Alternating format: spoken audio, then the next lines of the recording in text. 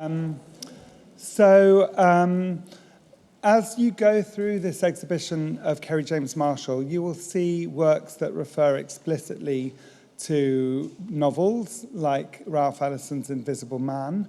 There's a painting called Souvenir 3, which lists various important writers, playwrights. Zora Neale Hurston's on that painting, so is Lorraine Hansberry. Other works that might put you in mind of strategies of Octavia Butler's fiction, or even Toni Morrison's.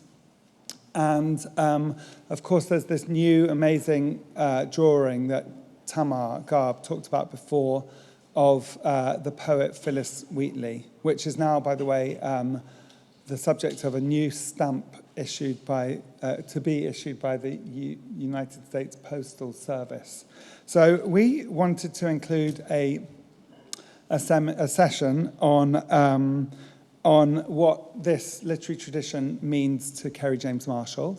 And we're very pleased to welcome LeRonn Brooks and Zoë Hopkins. LeRonn, as you know, works at the Getty Research Institute and is the curator there who runs the initiative that I spoke about before, and we've known each other for some time, and is currently working on a Paul Williams exhibition. And it was really interesting. Paul Williams is the first Black American architect who have got sort of certification to be an architect. West of the Mississippi, yes. West of the Mississippi. And he built Nickerson Gardens, which you see in Kerry's painting, Watts 1963. And on this committee that I'm part of, an advisory committee at the Getty Research Institute that LeRonn is sort of in charge of, there's the academic Kelly Jones, and many of you will know her work. And I sat next to Kelly at the opening of Jack Whitton's exhibition recently, told her about this conference and said, we just need, we'd love to have a sort of stellar speaker who hasn't perhaps presented in London before, and she immediately said Zoë Hopkins. So really pleased to welcome you both. And I'll hand over to you, and thank you both so much.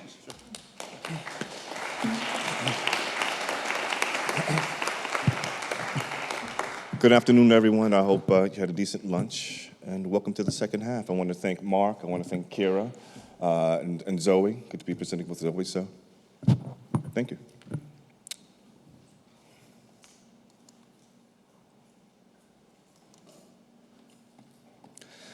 David Walker was one of the most powerful and uncompromising Black abolitionist writers of the 19th century. Marshall's believed to be a portrait of David Walker translates that revolutionary tone into visual form. The painting's surface glows with a restrained luminosity, a dark, nearly monochromatic field, punctuated by the faint shimmer of flesh, fabric, and light. The portrait's speculative title, Believed to Be, mirrors the historical uncertainty surrounding Walker's likeness. Marshall renders him as both apparition and anchor, a figure of reason emerging from the shadows of history.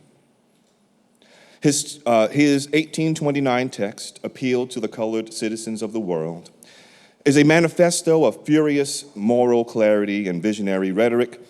It is an exhortation that insists upon action and self-recognition in a nation built on hypocrisy. He writes, quote, "America is more our country than it is the whites. We have enriched it with our blood and tears," unquote. Walker declares simultaneously invoking patriotism and condemnation. His is a proclamation of ownership and a recognition of the labor of the enslaved. His appeal also urges unity, education, and self-determination, warning that if white Americans refuse to end slavery, divine judgment and revolutionary struggle may follow. At its core, Walker's text is both a condemnation of injustice and a stirring call for Black agency, liberation, and global solidarity. And the embodiment of Walker's urgency is here in Marshall's portrait, signaled through direct eye contact and in an uncompromising and stalwart presence. As rendered by Marshall, Walker functions as a critical rhetorical device, signaling respectability, literacy, and political seriousness at a moment when visual representations of free Black intellectuals were exceedingly rare. And his jacket is rendered in a quiet precision, a dark, tailored coat with gently sloping shoulders, lapels that sit close to the chest, and a fabric that reads as wool or something similar, durable, something as middle-class material. Though not ornate, the coat's construction conveys care, intention, and a desire to present oneself within the visual codes of civic and intellectual authority. The high collar and neatly arranged central fastening of the jacket also invoke the visual language of ministers, teachers, and pamphleteers, figures who communicated authority through textual production. Given Walker's authorship of The Appeal, this sartorial cue resonates strongly. The garment becomes an extension of the printed page, a sign of his belonging to a transatlantic community of radical thinkers who use pamphlets, sermons, and political writing as tools of agitation. While his outright Blackness, his hard eyes, and stalwart bearing situates him as a revolutionary, in his true skins of unapologetic Blackness and silks. The play of darkness and subtle reflection in the painting echoes the way Walker uses repetition and biblical references. Quote, "See your Declaration, Americans?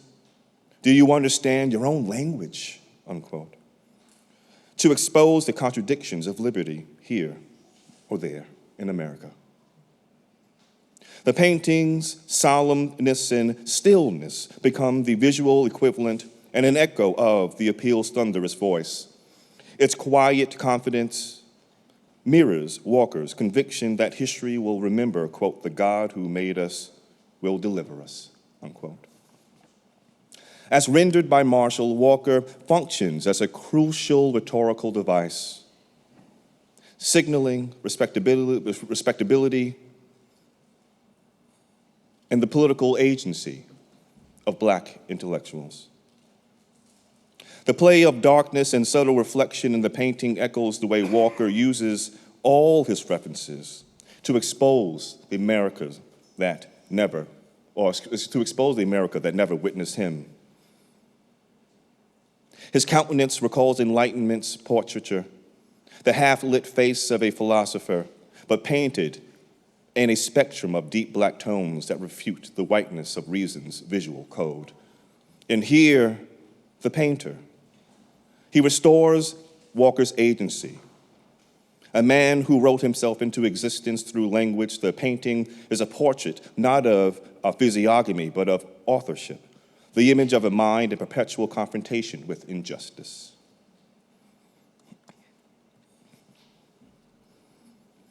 Phillis Wheatley's poetry occupies a paradoxical space, the voice of an enslaved African woman who mastered neoclassical verse to reveal the moral bankruptcy of slavery.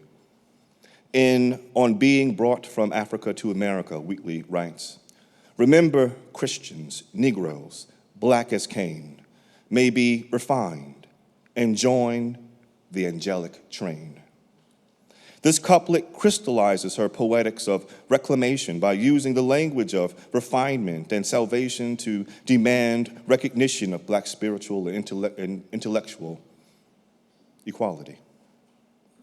On Marshall's canvas, she faces forward, monumental and bathed in radiant light.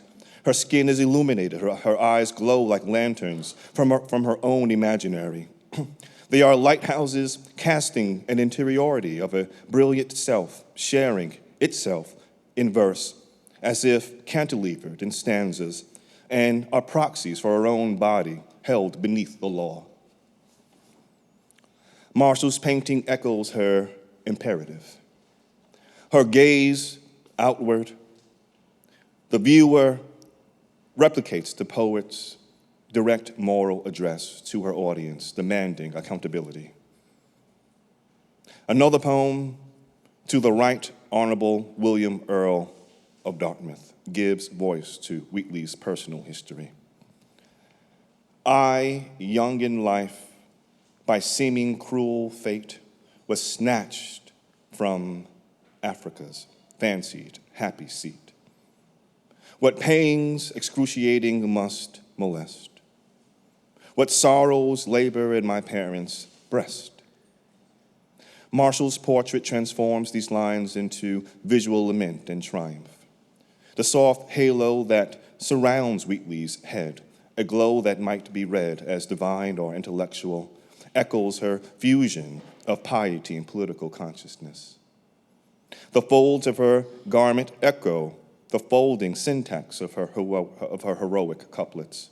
Inkwell in hand, sleeves rolled up, revealing forearms as stalwart as brass bars. In Marshall's painting, Old Master Form, his play with grace, the solemn pose, the spatial order add nobility to the feeling of biblical heft in Wheatley's poems.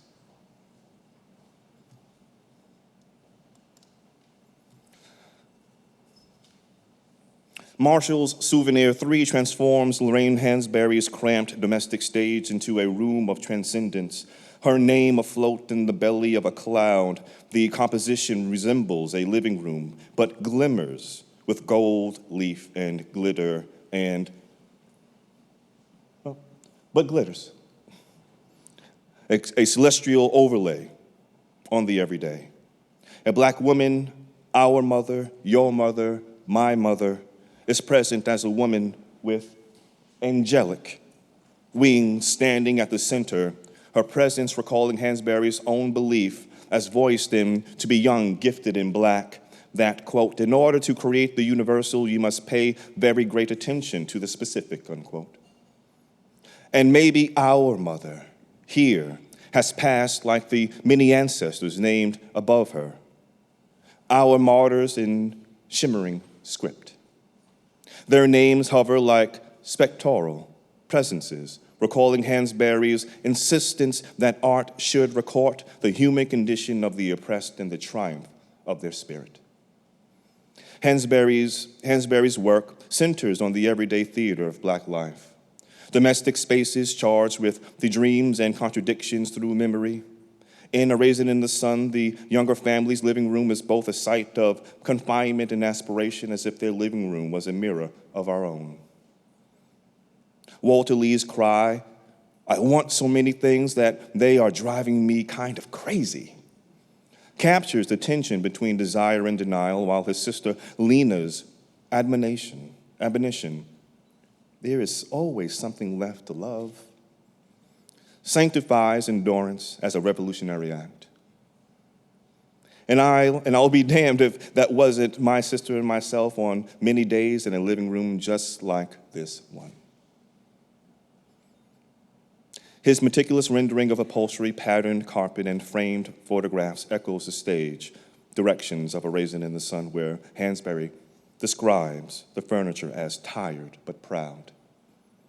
The tension between ordinariness and grandeur, between material wear and spiritual resilience, animates both play and painting.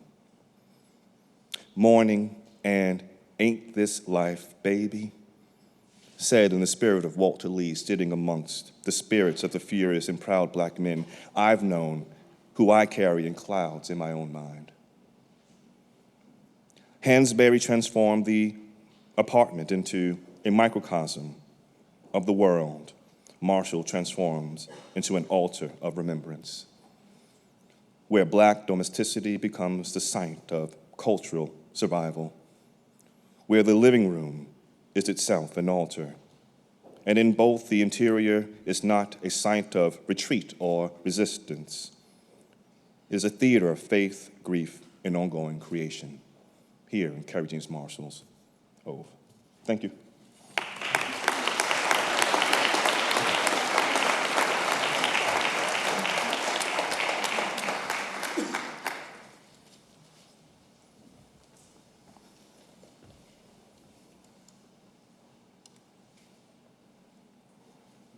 Should be one more. Great. Hello. My name is Zoë Hopkins, as Mark introduced me. Just to give some brief context on the presentation to come, as Mark mentioned, several of Kerry James Marshall's paintings were titled after or inspired by Ralph Ellison's Invisible Man.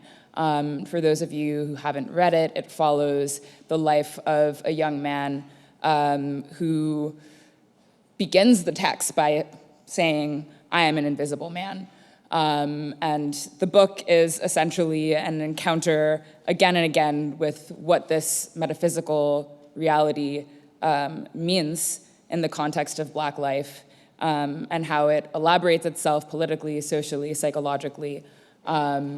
Marshall, of course, invested as he is in the Blackness of Blackness, was really curious to think about Ellison's investment in invisibility and absence and Blackness as a kind of triad of terms. So all of the quotes that you see are excerpts from Ellison's Invisible Man, just so that nobody gets lost. And with that, I'll begin. I've illuminated the blackness of my invisibility, and vice versa, and so I play the invisible music of my isolation. Ralph Ellison, Invisible Man. The theory of invisibility is a color theory. The figure before your eyes knows this to be true, is the representation of this truth. His visage is more or less flat, a singular plane more or less emptied of definition, of contour.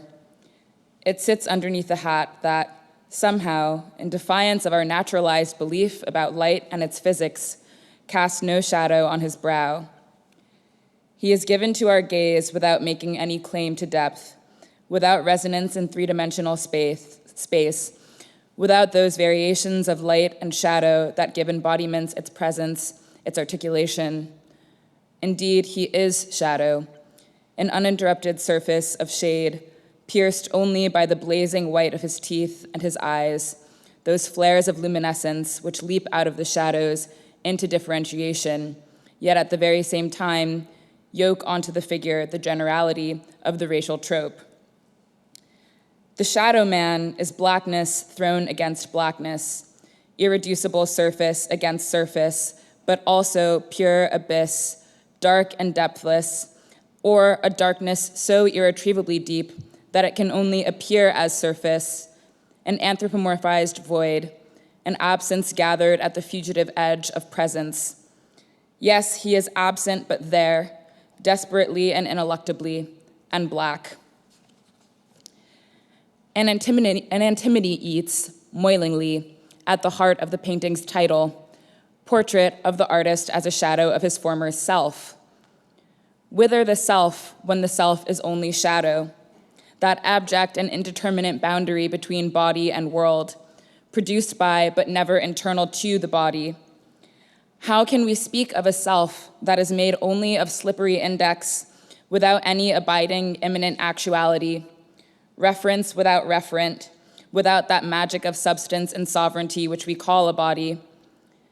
By what metaphysical procedures is the negativity and contingency of a shadow drawn into the coherence and positivity of presence that we call the image, let alone the portrait with all its attendant presuppositions about an a priori self, formed and available for the canvas? The shadow is the not quite self and the not quite other. Consider Nietzsche's Zarathustra, who, on his peregrinations across Europe, is chased by his own shadow, a speaking shadow. Note that he is not merely followed, but unwantingly chased by the exorbitance of this dark mass, which somehow emerges with a voice and a volition entirely independent from that of Zarathustra, thus emerging as materially and ontologically external to the self, even though the shadow still belongs to Zarathustra, is still his shadow. Or we can turn to Jungian psychoanalysis, where the word shadow describes the unconscious, that prearticulate tangle of repressed drives, memories, and affectations buried deep below the threshold of representation. The shadow for Jung is the mysticism of the id, which is that which antecedes and struggles against conscious self-formation. It precedes the formation of the ego, which allows us to speak of an I. The shadow thus resists the ego, is forbidden to the ego, and vice versa. It is opaque metaphysical and psychoanalytic pressure brought to bear on the transparency of the self. To render the portrait of an artist as shadow is to be at the whim of this pressure, this tension, to paint from the inside of an immanent contradiction. The first sentence of Ralph Ellison's Invisible Man is belabored and beleaguered by the same impossibility. I am an invisible man, he writes. The sentence begs us to ask, how can one speak of an I that has an ontological claim on the world, when this putative I has no heft or certainty of presence in the world, when the gaze of others denies its presence entirely, denies it the right to be seen and to participate in the ensuing recognition, which gives the words I am their form and their notion. This is precisely the question which haunts the book's protagonist as he searches, anguished, for the sound of his humanness, awash as he is in the music of his invisibility. The aporia between I am and I am invisible, between ego and shadow, forms the crucible of the text. It is there when he is fighting his high school classmates, battling in the gaze of drunken white men. It is there at his historically black college, where the president encourages him to lie for the sake of pleasing white people. It is there in New York City, where he becomes the hypervisible spokesman for the Brotherhood, which is essentially Ellison's proxy for the Communist Party. He becomes their simultaneously hypervisible public figure, but remains metaphysically and psychically invisible. And this is where the black of Marshall's painting stands, at the knife edge between hypervisibility and absence. The question is there, perhaps most pressingly, urgently, when the protagonist decides to take up a life underground, where he is hidden from the world. He refers to this underground hovel as a hole that is warm and full of light. Yes, full of light. But it is his invisibility that drives him into the hole. Quote, I am an invisible man, and it placed me into a hole, or showed me the hole I was in, if you will, and I reluctantly accepted the fact. I propose that to read Marshall, we have to descend with Ellison underground, under the ground of the self and its representations, way into the lowest register of things where we dare to scrape the bottom of sight and sound. We have to step down and speak from the throat of absence, where Ellison's song of invisibility plays at a barely audible frequency. We have to ask what these abyssal depths have to do with the way things work at the surface of Marshall's paintings, where two-dimensionality finds beauty and refuge. And we have to remind ourselves on our way down that a shadow is not irreducible darkness, that it is given to form through the play of light. For context, Marshall first encountered Ellison's novel in the early 80s, soon after he graduated from the Otis Institute. At the time, he was working mostly in collage, having distanced himself from what he perceived to be the shortcomings of figurative paintings for representing blackness. But after reading Invisible Man, he was gripped again by a hunger to find a language of figuration that could not only speak with blackness, but also limn all that blackness renders unspeakable or unreadable for the world, as it confounds the phenomenological distinction between absence and presence, makes the two terms collapse and converge underneath the ground of representation, down in the holes that it digs for itself there. I quote Marshall, "The Ellison book became the trigger that sent me back to the figure. I understood on some level that the abandonment of the black figure was a kind of loss, and that I'd surrendered to a power structure rather than trying to challenge and overcome it in some way." Early on in his New York years, the protagonist of Ellison's novel works for some time at a paint manufacturer called Liberty Paints. The plant is best known for manufacturing a bright white paint produced by depositing 10 drops of a black mixer into a whitish paint base. So it's only through the addition of the black that the whiteness of the paint becomes truly white, dazzlingly white, glimmering with such an insistent claim on the eye that the paint plant decides to trademark it as optic white. The boss says, quote, "Our white is so white you can put our paint on a chunk of coal and you'd have to crack it open with a sledgehammer to prove it wasn't white clear through." The irony of this is that the white is, of course, never really white, but always saturated with black. The black is there in the paint, in the dissimulative so-called purity and coherence of whiteness. And as the name of the paint brand reminds us, it is there subtending all the optic machinations of whiteness, all the procedures by which whiteness sees itself. Toni Morrison might call this kind of phenomenon the romance of the shadow, by which she means the shadow of blackness. This romance, as she notes in Playing in the Dark, Whiteness in the Literary Imagination, is sparked by the subtle literary practice of reading whiteness through blackness. Morrison writes of the, quote, "transfer of internal conflicts to a blank darkness," or, quote, "the self-evident ways that Americans talk about themselves through and within a sometimes allegorical, sometimes metaphorical, but always choked representation of an Africanist presence," unquote. In other words, the shadow of blackness is the very foundation of white through which whiteness grows to understand itself in the literary imagination, to become enlightened about itself. And indeed, Morrison is writing about a literary era that proceeds immediately from the Enlightenment, that era and episteme which distorted light and visions into synonyms for knowledge. It is precisely the romance of the shadow that Ellison is responding to, and that gives Invisible Man its surface tension. The novel insists on an articulation of blackness, not merely as the negative differential of the sign of whiteness, but as an essential and constitutive ingredient in the making of this sign.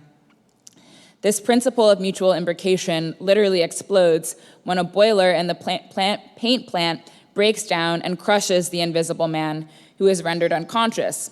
He recounts the experience thus: "I seemed to run swiftly up an incline and shot forward with a sudden acceleration into a wet blank of black of emptiness that was somehow a bath of whiteness." This aporia, namely that of a black so empty it is full of white, rehearses itself again. Oh, I didn't change. Sorry. My bad. Rehearses itself again in Marshall's Two Invisible Men Naked. The diptych depicts two figures in each panel. In the right panel is an apparition-like white figure against a white background, and in the left is a black figure bearing the same features as the man in Portrait of an Artist as a shadow of his former self. You'll see those two glaringly white eyes and the glaringly white teeth. Crucially, though, the white panel is not purely a negative of the black panel. The white figure appears unmarked by any specifying figures painted in black, while the black figure, as I've just noted, is marked by features painted in white. The proximity between whiteness and blackness animates something more than any Manichaean schema of appositional and oppositional inversion. Rather, Marshall offers a picture of interpenetrating, interlocked chromatic value, a double-voiced articulation of color, wherein blackness articulates itself inside whiteness and vice versa. Whiteness becomes, like blackness, an invisible figure. It absorbs itself into invisibility, becomes so full of its own searing opticality that it invests itself with absence, putatively the quality that belongs to and defines blackness. Stated otherwise, whiteness moves through blackness into the space of its own invisibility. I'm reminded here of a moment in the first part of Louis Althusser's Reading Capital, where he searches, after Marx's reading of Adam Smith, for a practice of symptomatic reading that begins with the appearance of what Smith's text makes disappear, with what occludes or with what hegemony occludes or represses. Hegemonic texts and the readings prescribed onto them are hegemonic schemas of vision, according to Althusser. They repress that which threatens the hegemony of capital superstructure, producing, as what Althusser calls the invisible as the defined excluded. I quote Althusser: "The invisible is defined by the visible as its invisible, its forbidden vision.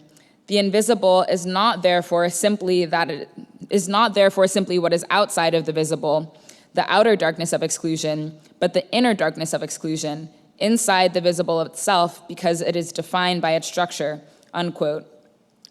In other words, invisibility is at once internal and external, an abject preterition that is included in the visible as the sign of the excluded. It cannot appear, but it nonetheless belongs inside the limits of the visible, which produces and possesses invisibility so as to safeguard all that power does not allow to appear, and subsequently produce those appearances as universal. Or, as Ellison's Invisible Man says, that invisibility to which I refer occurs because of a peculiar disposition of the eyes with whom I come into contact, a matter of construction of their inner eyes, unquote. In Marshall's diptych, the internal boundary between inclusion and exclusion folds in on itself, configuring a miraculous transposition that echoes with Althusser's words. The signifieds of absence and invisibility that are putatively internal to the sign of blackness are lifted, transferred, and made to appear on the body of whiteness, the privileged signifier of optical presence. Whiteness, that episteme which produces the overrepresented ways of looking and reading to which Morrison and Althusser allude, literally overrepresents its chroma to the point of vanishing. And here, it is blackness that is marked with eyes and with the power of vision capable of seeing both, from within and outside the excluded. Without light, something is missing. Sorry. There appears to be... Okay, here we are. Sorry. The slides are a bit out of order. Okay. Without light, I am not only invisible, but formless as well. And to be unaware of one's form is to live a death. Invisibility is a theory of color, and it is a problem for form. Visibility architects its fields of inclusions and exclusions as a formal proposition. In Invisible Man, the narrator is serially given over to formlessness, which, in the prologue, he indicates can only be recuperated with light. But he keeps drinking up the dark, and in the end, it is the dark that saves him. Towards the end of the book, the Invisible Man is forced to deploy a disguise to hide from one of the enemies of the political organization he works for. He goes dark by hiding his eyes with sunglasses and donning a huge hat that shrouds his face in shadow, not unlike the hat donned by the figure in Marshall's portrait of the artist as a shadow of his former self. Then, when he finds himself underground, there is nothing but, quote, space, unbroken and impenetrable. He goes on living, quote, whirling on in the blackness, in the formless dark. I'm interested in the unbrokenness, the durative hold which this blackness holds on space and time. There is, indeed, a limitlessness in the way that Ellison engages the dark. The underground releases blackness, both the chromatic condition and the ontological one, from the finitude of form. Too often, art history gets hung up on the supposed distinction between form and content. But there is an otherwise in Marshall's work, a solicitation to deal with the distinction between form and matter. It is impossible to disentangle the question of matter from the question of blackness. As Denise Ferreira da Silva argues, quote, in the modern Western imagination, blackness refers to matter. As the thing, it refers to that without form.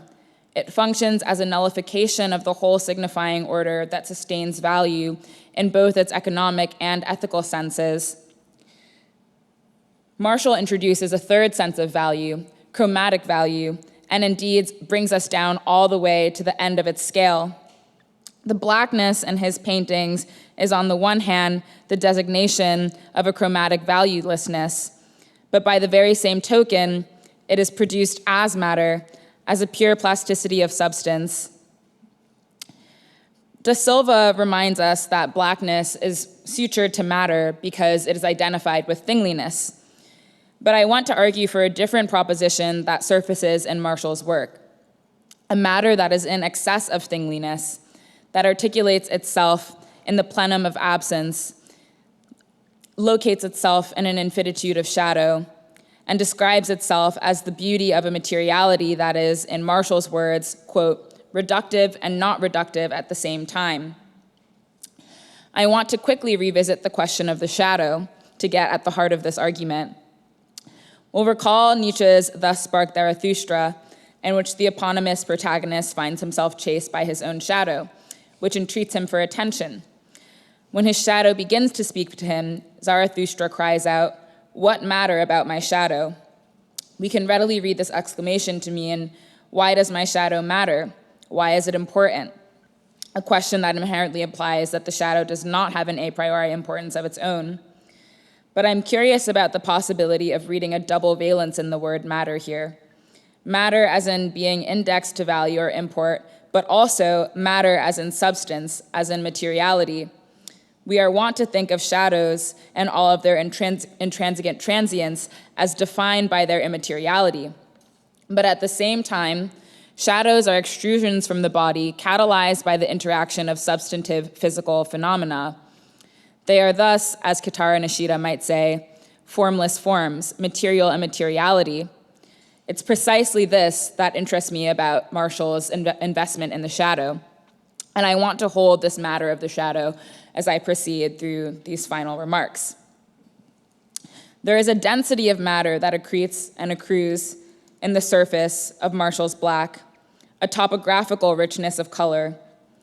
The brilliant formal gesture that we'll recall from Portrait of an Artist as a shadow of his former self is the deletion of volume. We see this reproduced here in the wonderful one. In the absence of depth, what is left behind is an irremissible, almost brutal confrontation with the paint, the chromatic matter that lives on and as surface.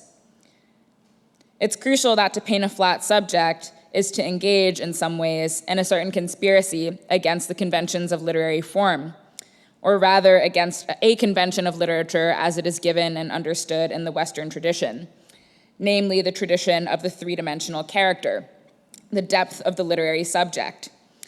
As George Lukács helps us understand, the rise of the novel in the 18th century, during the Age of Enlightenment, was predicated on the formation of this three-dimensional character, who is invested with emotional, psychic, and interior depth that ostensibly bestows the text with narrative depth.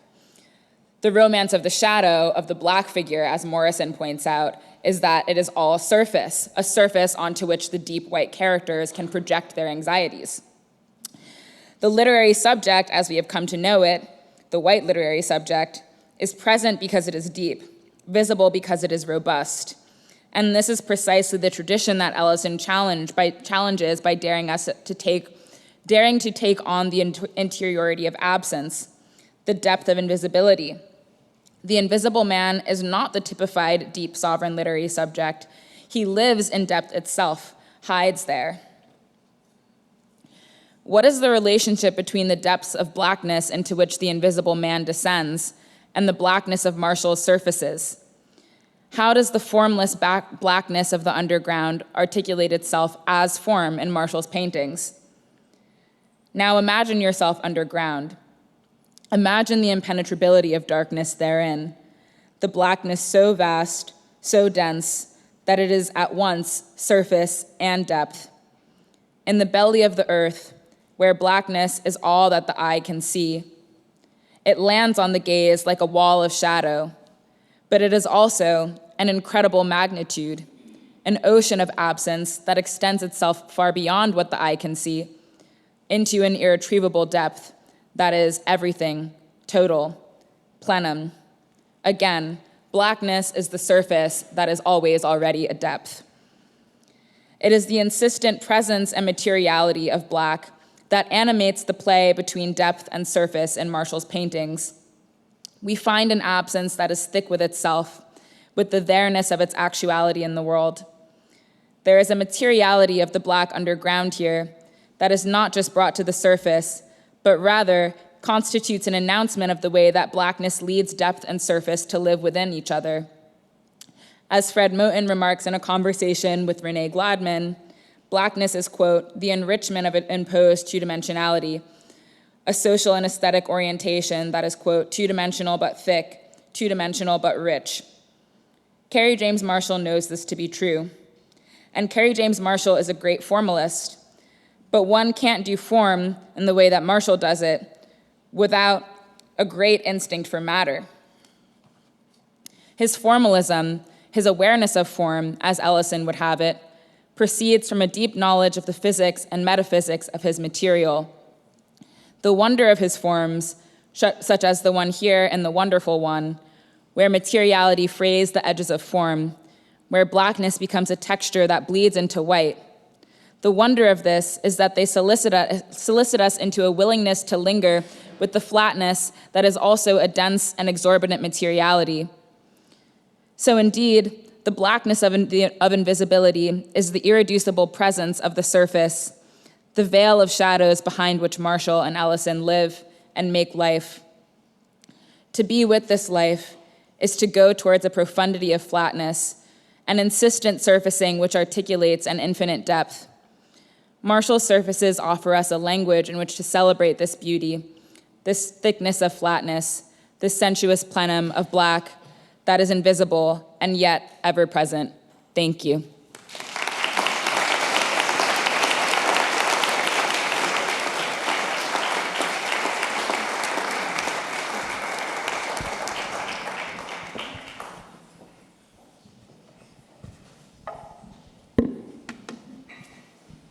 Thank you, Zoe. Ooh.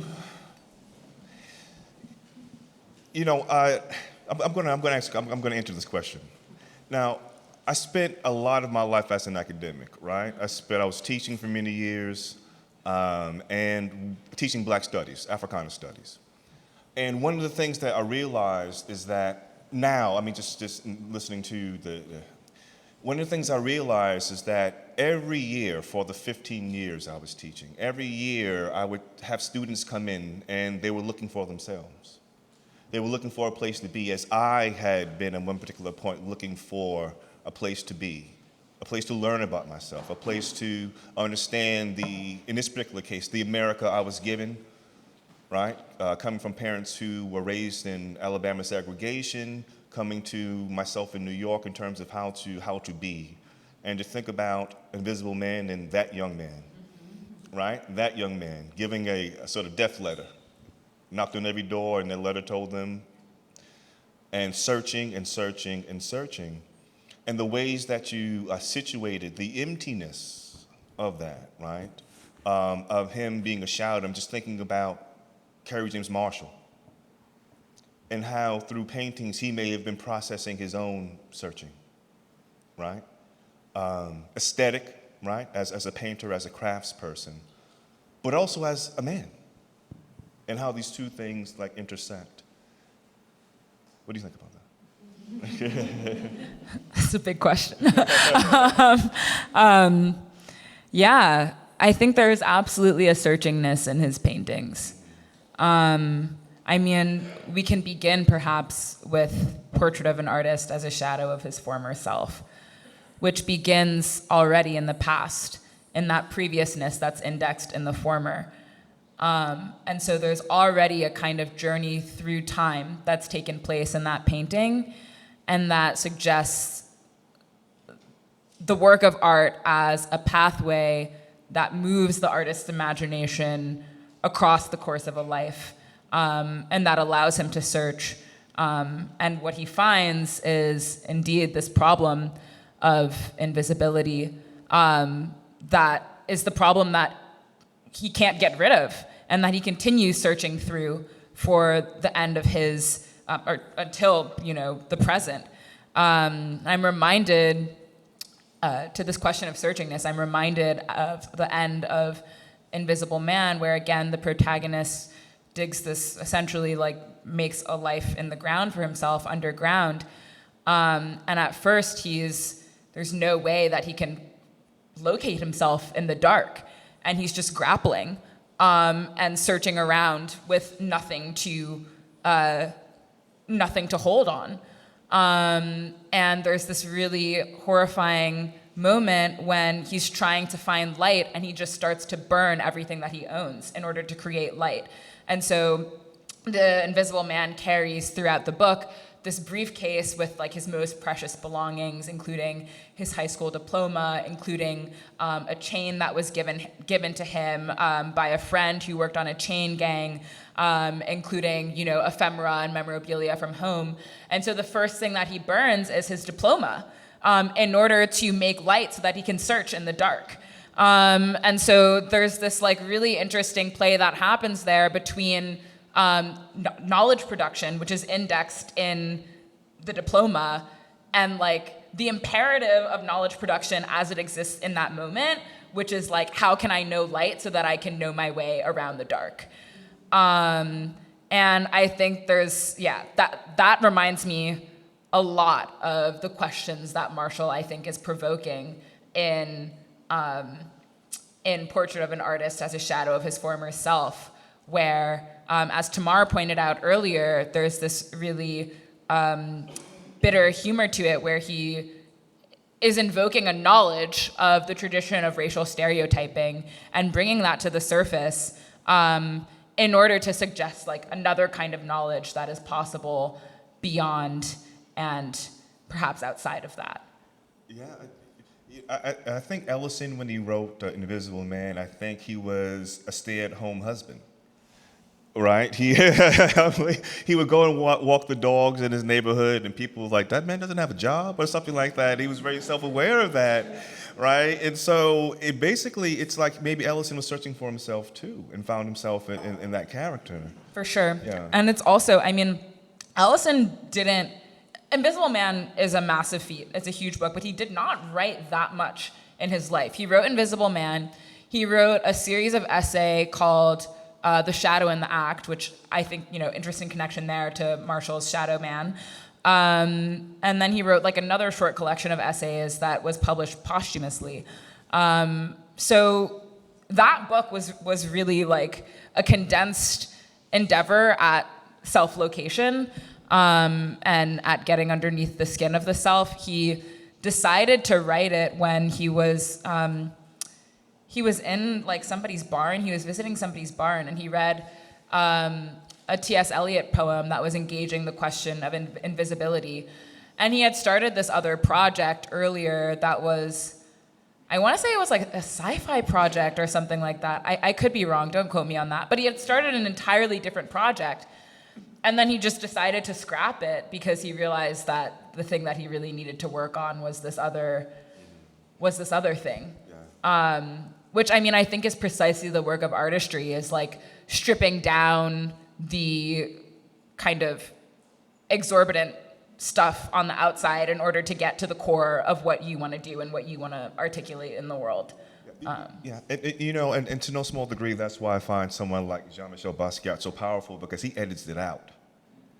You know, all that writing, all of that, you'd be happy with that production, right? You got 100 names there, Rome, Greece, everything that's in his brilliant mind, watching television. He's just recording everything denotatively on that camera. It's like, no, just whites it out, right? So what's left is a skull. What's left is, something, right?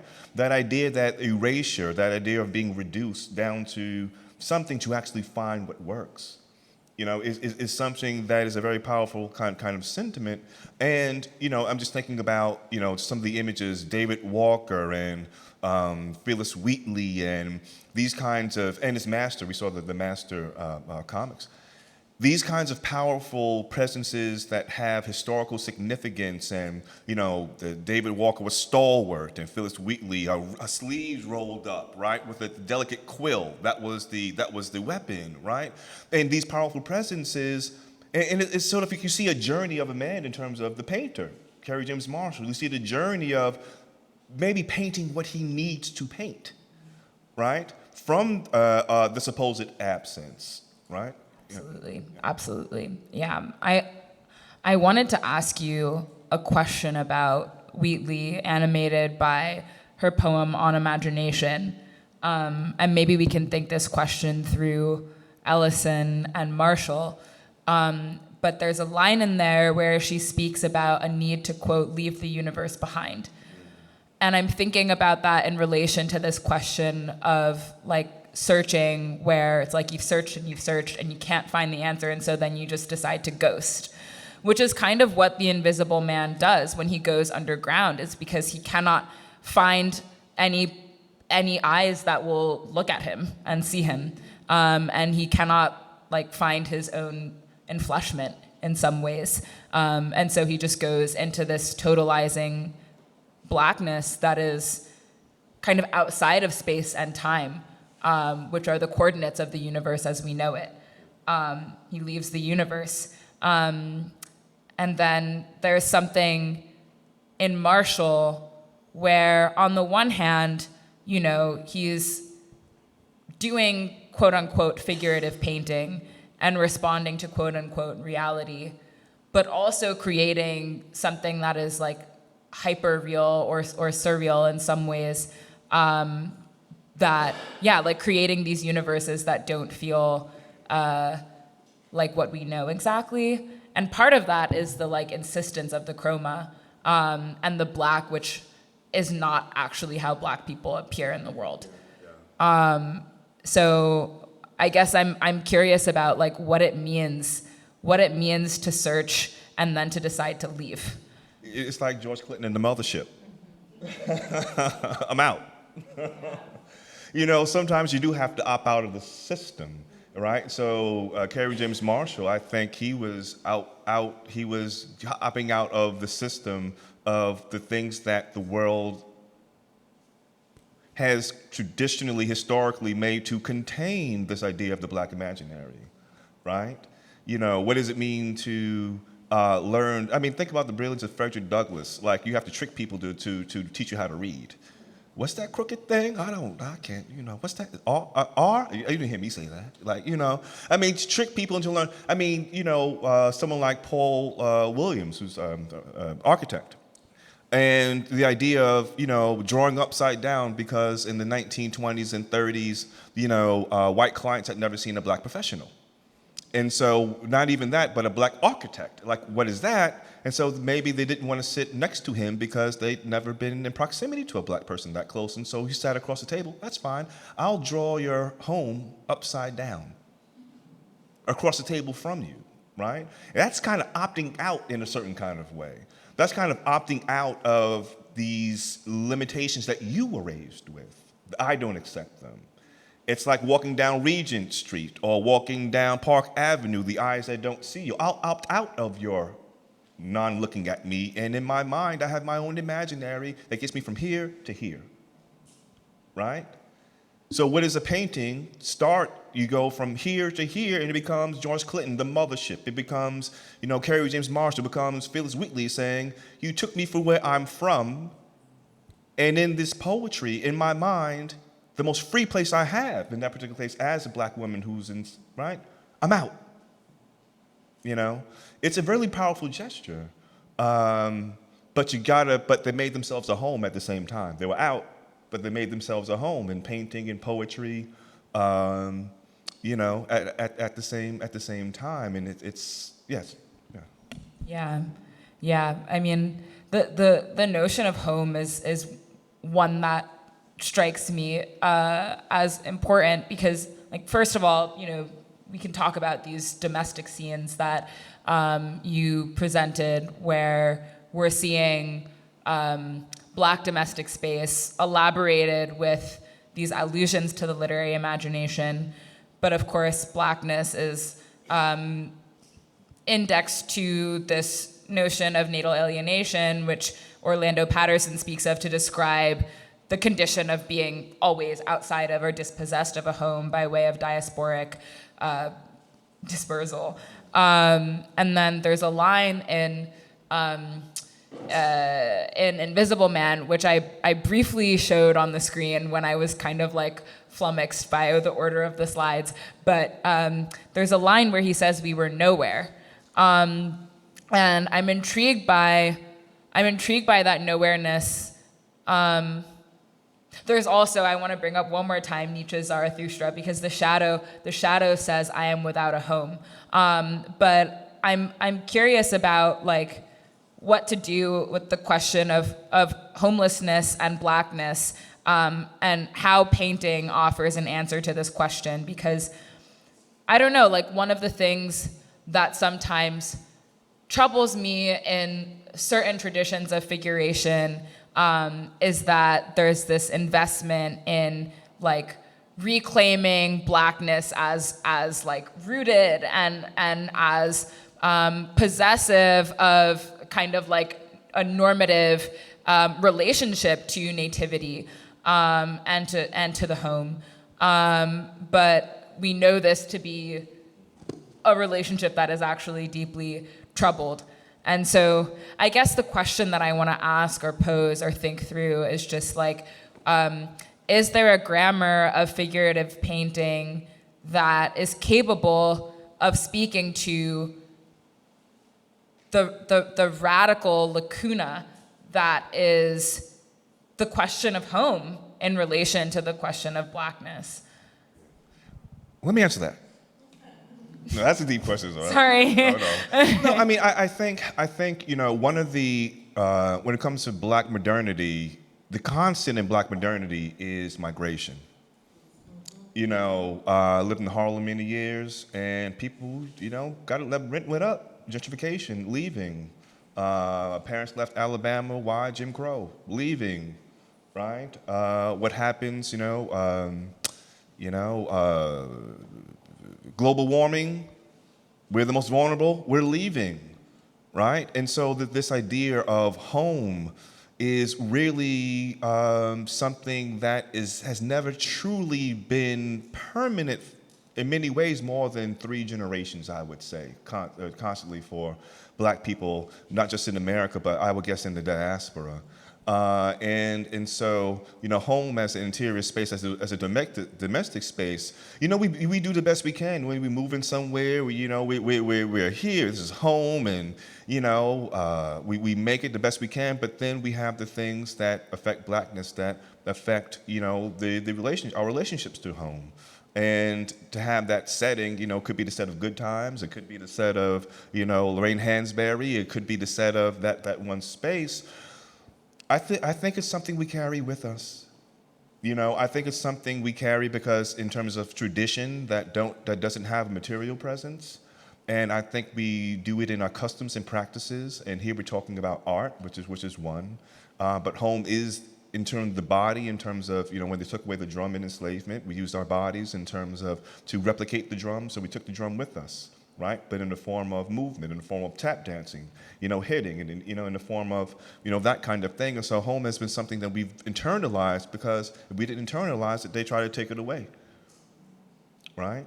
And so it's really a complicated thing when you think of home. We can think of home as in terms of the spiritual practices in the Orisha and any kind of deity, and in any kind of, you find home in the comfort of that kind of relationship. And so the spiritual, the physical, but our bodies has been the only true home, I think, for centuries. Yeah, I think it's interesting to even understand the Black in Marshall's paintings as indexing a kind of place or a topography, again, because it is about this, like, as I hope I argued with sufficient clarity, there is something about a relationship between the surface and the Blackness that is precisely where Marshall's paintings find their richness. And when we think of surface or topography, the word topography comes from topos, which is the Greek word for place. So I think there is a way in which place or home, or perhaps like the struggle for home, is what draws itself on the surfaces of Marshall's paintings. But I think at the same time, there is an uncanniness in the Blackness, because it is so much Blacker than anyone's skin in reality, that displaces us from a sense of familiarity. And the word uncanny comes from the German unheimlich, which means to be outside of home. So there's this kind of like placement and displacement within a blackness that happens in Marshall's paintings that I think is really interesting, like a finding and then a dislocating of home. Yeah, I mean, I think, you know, I would say that I think the blackness in terms of Kerry James Marshall's paintings is the blackness that even upset many black people because it was so black, right?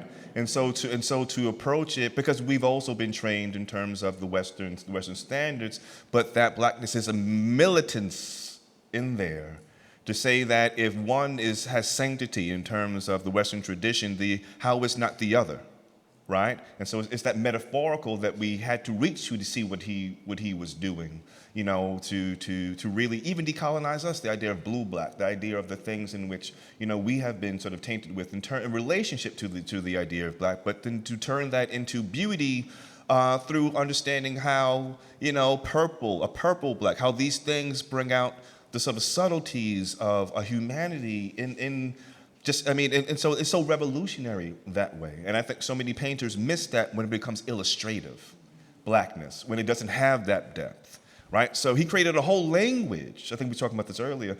Kerry James Marshall created a whole language in terms of the literally black figure, but only he really does it in a way that actually brings out the subtleties that reach a certain kind of emotionality when you actually succumb to his proposition that there is beauty in this. See, they are loving. See, they are dancing. See, they are having joy. And we are attracted to that on a human basis. And on top of that, they are so black, they are undeniably black. They are home, right? That they are home. But for me, it takes a moment to actually get what he's doing. Yeah. Is it time for questions? Okay. Does anyone have questions in the audience? Okay. Good morning, or afternoon now. I'm Bettina Burgiles from Birmingham, Alabama, and I'm really excited to be here. And my entree to the vastness of the work of Kerry James Marshall came through our Birmingham Museum of Art and School of Beauty, School of Culture. And I've done events trying to bring the painting alive and things of that nature. And so I'm prefacing a question. In studying the painting, there were references to the Italian Renaissance and all these academic and high C cultural references. They threw Lauryn Hill's poster into the conversation, but the actual things that happen in a beauty shop in the U.S. American South were never mentioned in anything that I read. And so one of the paintings that I saw earlier where the barber puts his dollar bill and hangs it on the wall, like you would see that in barbershops in the US. So my question is, has there been a discussion about the role of double consciousness in Kerry James Marshall's paintings? And is the example of the pictures on the mirror of School of Beauty, School of Culture, though it's not something that the Academy mentions in their writings, but it's definitely something that many of us would connect to. How do you think that plays a part of Kerry James Marshall's paintings?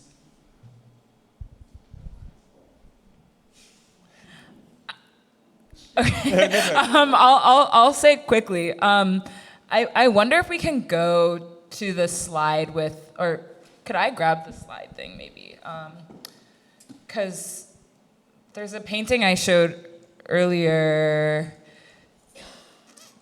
This painting here, Two Invisible Men Naked, which obviously different than the painting that you brought up, but to the question of double consciousness, I think it lives in a painting like this, where there is this double-voiced articulation of color happening, and you have the blackness of blackness and the whiteness of whiteness living side by side. But again, it's only the blackness that is invested with eyes here. And I think, another term for double consciousness that Du Bois deploys is second sight.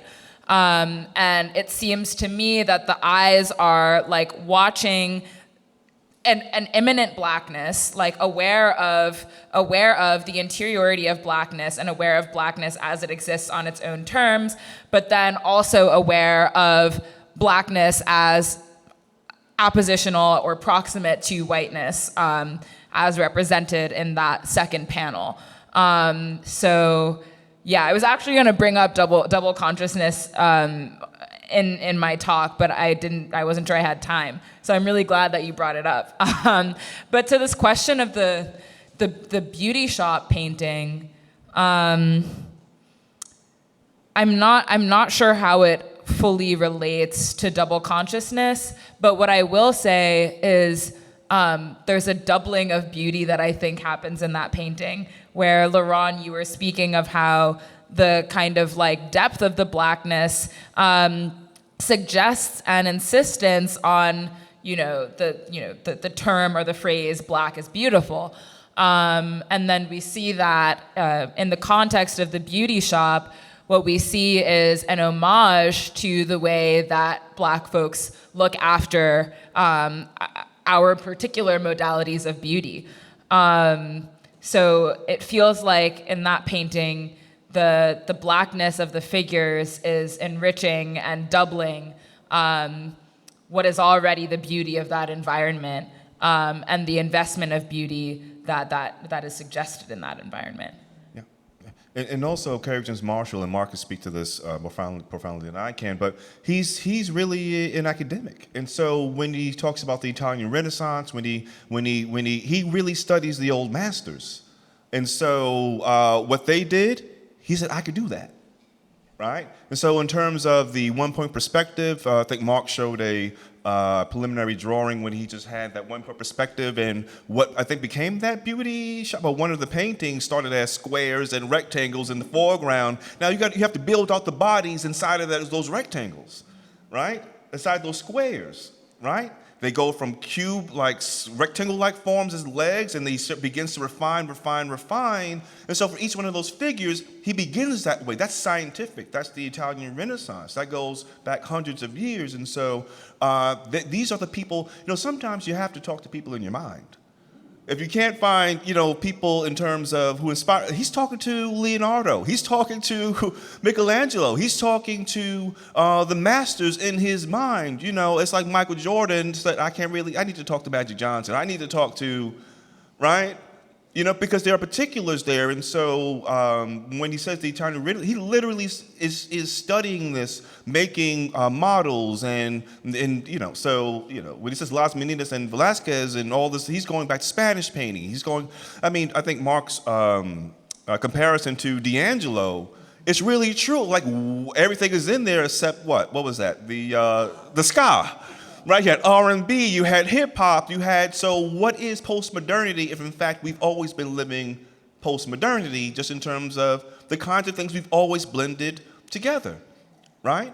And so you look at Kerry James Marshall, okay, Michelangelo, okay, I'll take, some of that, and, and then, okay, I'll take some of that, and be good at it all, right? But because they happen to be Black and literally Black characters, people aren't used to seeing that kind of associating that kind of rigor with the Black artist, right?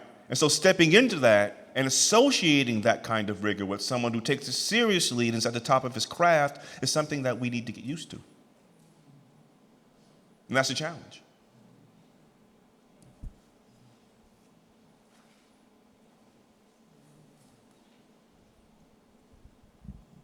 A lot of questions. I don't know are we responsible for delegating the questions? Is that our responsibility? Okay. Yeah, maybe. Go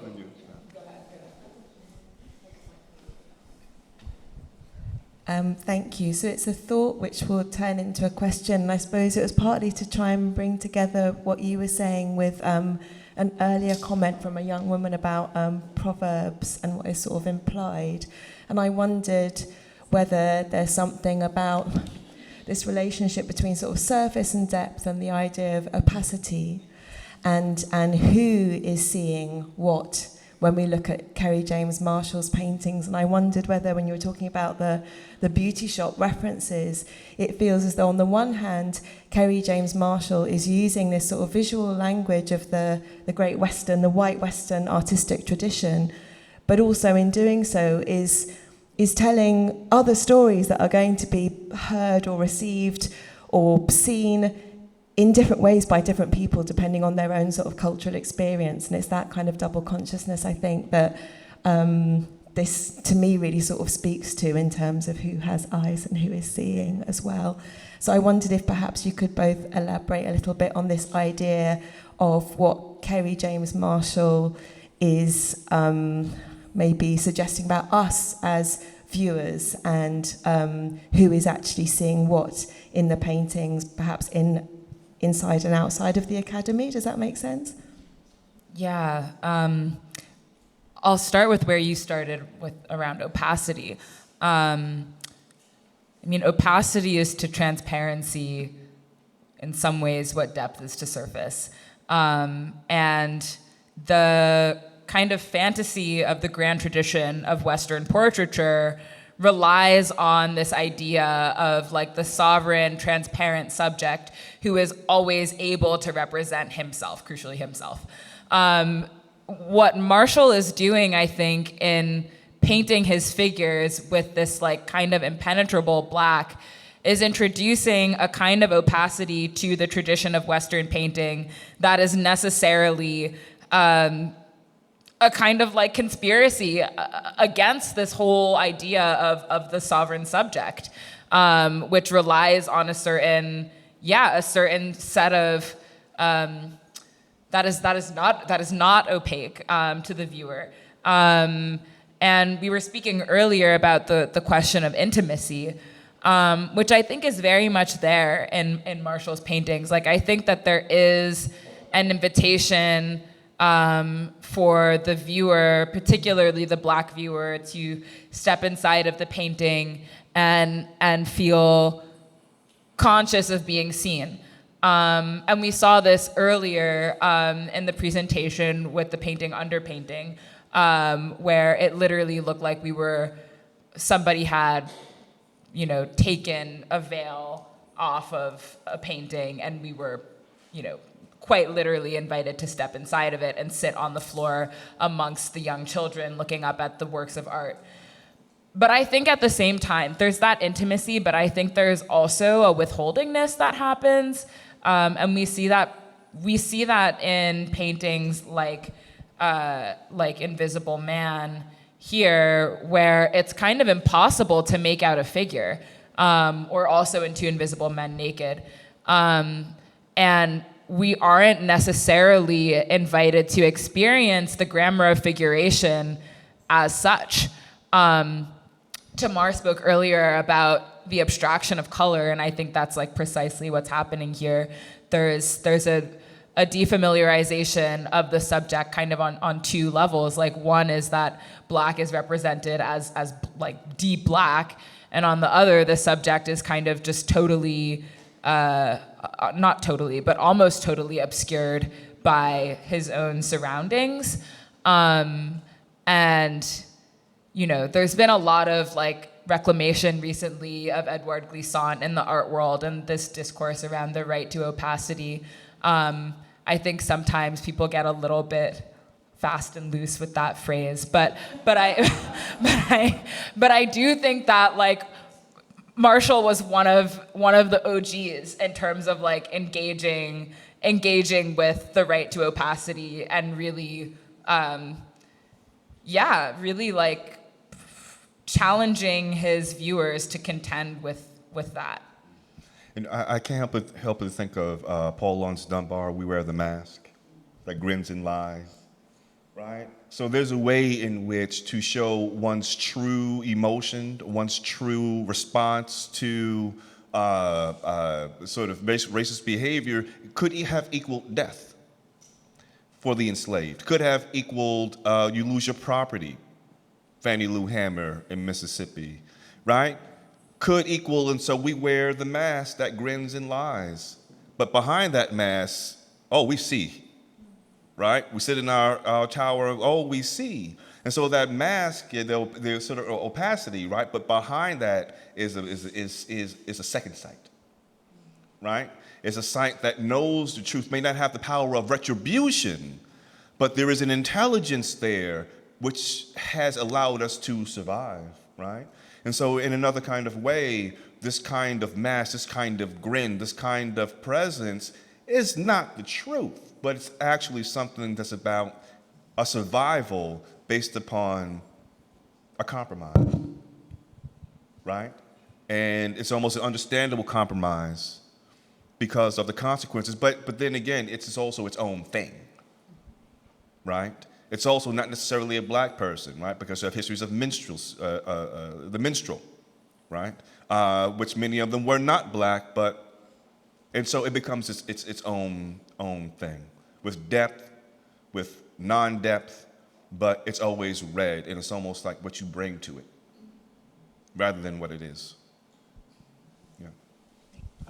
I just want to just suggest that we got like 15 minutes more. So I reckon if you take 4 questions all together and write down some notes just to remember what they are, I'll help you. So what are you and, well, 2 in the middle row there. First you, and then you, and then at the back over there, 1 person there. So let's do those 3 first. Thank you very, very much. I mean, I'm puzzling over thinking about autobiography, and I wondered if you think that Kerry James Marshall, his art is a radical autobiography, and is he also challenging, or do the ideas challenge the traditions of autobiography in literary works? Good. Next question Hi. This is more about his character through the work. I feel like you experience, especially as a young artist, the bravery of Kerry in his paintings, the bravery of him to take up space in spaces that render people like him and like us invisible. And I think that's quite a profound experience as a painter, particularly, to see this projection. Like, he's painting these works, but they are so obviously always going to end up in these spaces. So there's a kind of manifestation through the paintings that becomes his hyper-visibility through the paintings. And that's really interesting. And there's a question up here. Yeah. Hi, Zoe. It's good to see you. I haven't seen you since you were a senior and I was a freshman at Harvard, so we're so proud of you. Everyone should give her another round of applause, I feel, for such an incredible presentation. So I want to step out of the room for a second because I've been thinking a lot about how seeing in the age of AI videos is no longer believing, and how a lot of the visual mechanisms that we know to teach us our history or teach us about inequality are kind of evaporating in front of us. And 54% of US Americans read below the 6th grade reading level. So having conversations like this doesn't always work for all of us. So I would be curious what your message is to the thinkers of the Black art world about how we can make these conversations intergenerational and accessible to people who only have visual literacy and are now moving into a world that is very, very deceptive. So just like, what do you think that all of us as people in this room can do to take these skills and make them useful for a crisis that we're in the heat of, we no longer are preparing for? Thank you.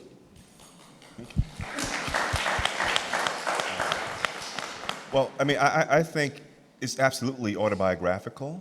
I think his work is definitely coming from a place, or else it wouldn't have the power of his own personal truth shared with us, like an author has his or her their own personal truth shared with us, and then we walk into Ulysses, right? Or then we walk into The Bluest Eye, right? It's not necessarily made for us, but it's the creation of a world that's embedded in one's own understanding of, Toni Morrison's own understanding of the world, that has these inherent truths that are generous to us, but I don't know that she wrote it for us, right?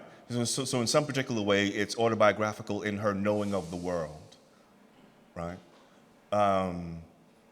Yeah, and so, I mean, so in terms of Kerry James, his bravery, I think it's brave to wake up and make paintings or write something and even not show it to anybody, right? I think the bravery of making art is in of itself a redeeming practice. The fact that he shares his own vulnerabilities through the work, because what does it mean to have a face like that when we deal with respectability politics every day, especially when we actually need more affirmative images of Black people to counter the narratives of the news and these kind of things like that. And so to make something like this may fit one into, or place one into, a non-political stance in the eyes of some. But the bravery is to tell one's truth, and those that get it will get it, right? Or those who run into someone who gets it will learn from someone who gets it, and they then have the choice whether to accept the proposition. They say, oh, this is nothing, or this is something that connects with me. And that's just, there's never a 100% chance, because that's just the power of the humanities, right? And here we're dealing with the humanities, the question of what it means to be human, here an individual human, right, telling his particular story, right? I don't know that art can save us. I don't know that art can actually help us in terms of visual literacy. What I do know is that in terms of, I tell you what, Facebook, forget about it. I mean, all my aunties, you know, uncle on Facebook, they see, you know, a kid, the AI's got them, right? And so, you know, I don't know that fine art will actually save us, but what I do know is that if you individually have an idea in which you can help people through your own understanding of visual literacy, I don't know that it's up to the artist to actually do that, because he, she, or they have to follow the path that they have to follow, even though they may have a mission in bettering society and helping people. Ultimately, it's their particular vision, and if they go too far, I don't know that it's art, right? So there's that line. But I think that if you do have an inclination to teach people visual literacy and you're not an artist, I think you should still do that. And I think that is the way to go. I love all these questions. Marley, it's so good to see you. To the first question about autobiography and whether Kerry James Marshall's art can be taken as such, I recently was reading a text by Paul Deman where he argues that, or poses the question that, you know, while autobiography is often understood as kind of a report on life as it's being lived, or like autobiography is a representation of life, he raises the question of whether life is lived in the pursuit of autobiography, and rather than like autobiography as a kind of means to reflect the ends of life, life itself as a means towards an end of an autobiographical expression or a creative expression, or the kind of poesis of the self.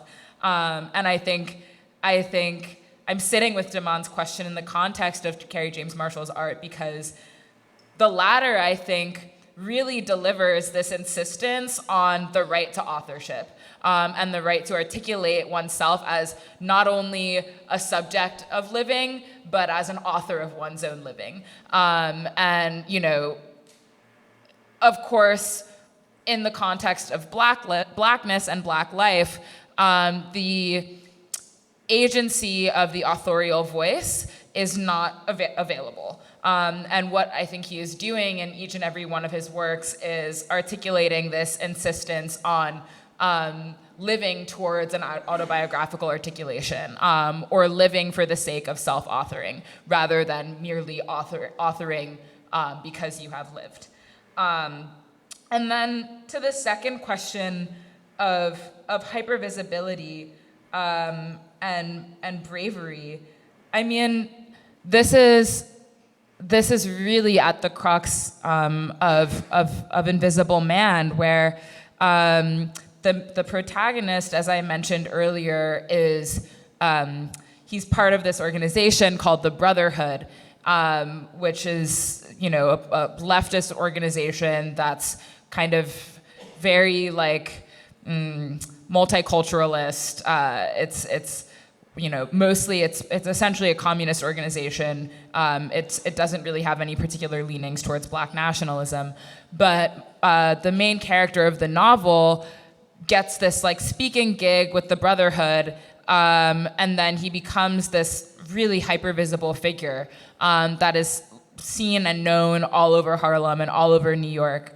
And this is kind of precisely the contradiction that is so beautifully elaborated by Marshall and also by scholars like Saidiya Hartman, who talks about the paradox wherein Blackness is on the one hand rendered and given to the eye as a surveilled object of spectatorship, and on the other hand, because it is always available to a spectator that is outside of it, is not really like visible in a true sense, or visible as immanent or something that exists on its own terms.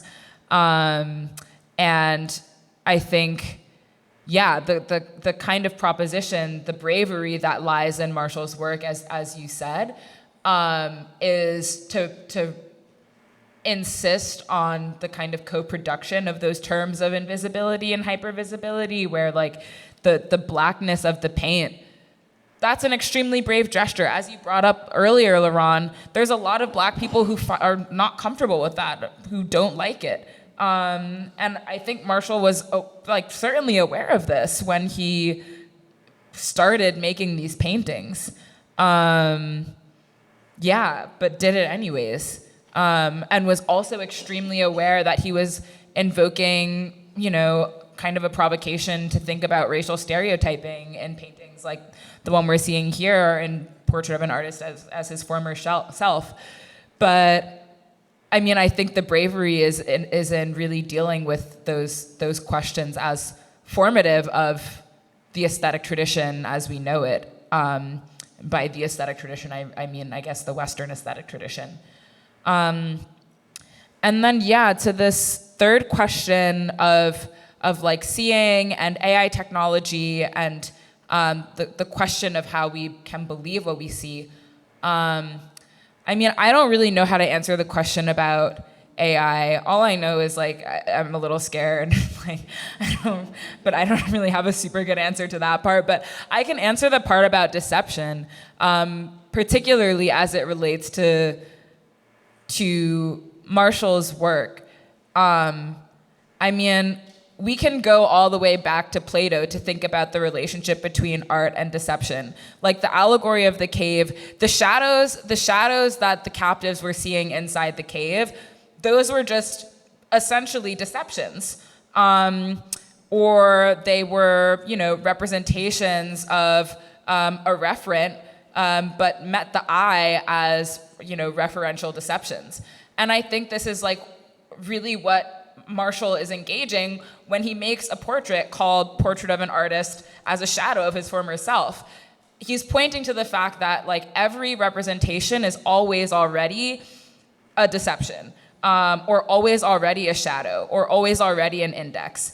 And so like he's speaking about, how Blackness is made to be invisible and made to be a shadow, but he's also speaking about how Blackness is, as the shadow, is already alive and well in this tradition of representation that we've come to appreciate and know as the Western tradition, which is essentially a tradition of shadows and representations and deceptions. And I think that's also where the humor comes in some ways. There's this like flirtatiousness of the humor, a bit of a like bait and switch that's happening where it's like, oh, you think I'm just showing you, a racial trope or, an image of blackface. But what I'm actually doing is authoring myself.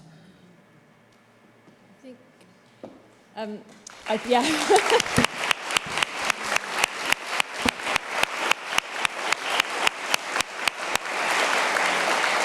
There's obviously, there's so much to explore, and thank you very much for two incredible presentations and a really great discussion and great questions.